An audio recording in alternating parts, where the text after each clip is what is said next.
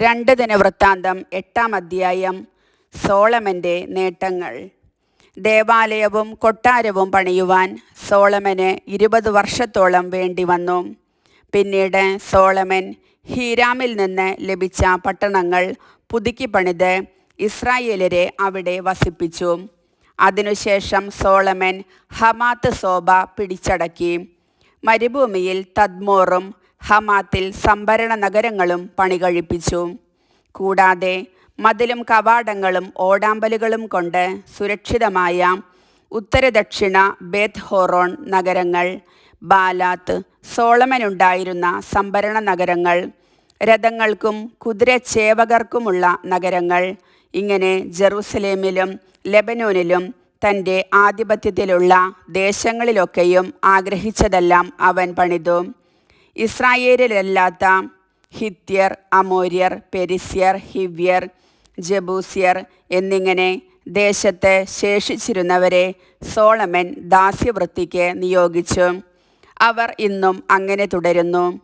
എന്നാൽ ഇസ്രായേലരെ Solomon അടിമവേലയ്ക്ക് ഏർപ്പെടുത്തിയില്ല.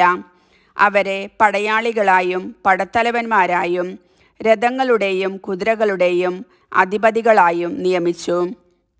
Solomon രാജാവിൻ്റെ പ്രധാന സേവകന്മാരായി ജനത്തിൻ്റെ മേൽനോട്ടം വഹിച്ചിരുന്നവർ 250 പേരുണ്ടായിരുന്നു.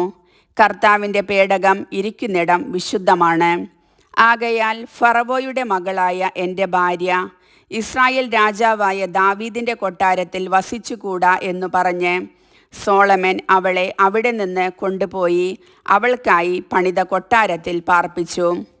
ദേവാലയ പൂമുഖത്തിൻ്റെ മുൻപിൽ താൻ പണിയിച്ച കർത്താവിൻ്റെ ബലിപീഠത്തിന്മേൽ മോശയുടെ കൽപ്പനയനുസരിച്ച് സാബത്ത്, അമാവാസി എന്നീ ദിവസങ്ങളിലും പുളിപ്പില്ലാത്ത അപ്പത്തിൻ്റെ തിരുനാൾ, വാരോത്സവം, കൂടാരത്തിരുനാൾ എന്നീ 3 വാർഷികോത്സവങ്ങളിലും അതത് ദിവസത്തെ വിധിയനുസരിച്ച് സോളമൻ ദൈവത്തിന് ദഹനബലികൾ അർപ്പിച്ചു. തൻ്റെ പിതാവായ ദാവീദ് നിർദ്ദേശിച്ചിരുന്നത് പോലെ പുരോഹിതന്മാരെ ഗണം തിരിച്ച് അതത് ശുശ്രൂഷയ്ക്കായി നിയോഗിച്ചു.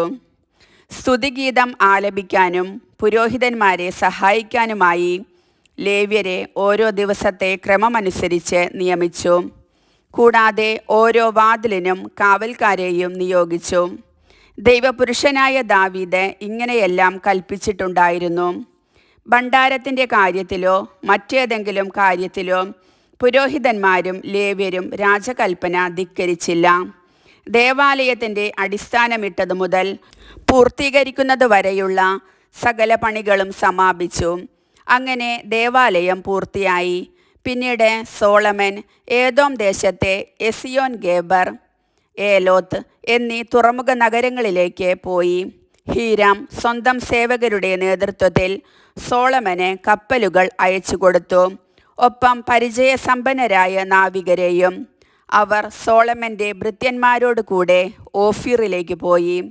അവിടെ നിന്ന് അവർ 450 താലന്ത് സ്വർണം സോളമൻ രാജാവിന് കൊണ്ടുവന്നു കൊടുത്തു. കർത്താവിൻ്റെ വചനം.